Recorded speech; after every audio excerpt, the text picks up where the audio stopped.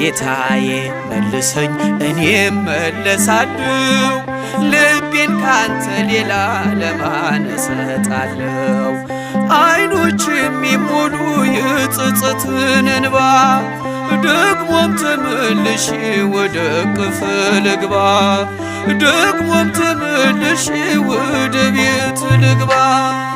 እረኛዬ እረኛዬ እረኛዬ መተማመኛዬ ጠባቂ አለኝ ጠባቂ አለኝ ክርስቶስ መቼም የማይተወኝ።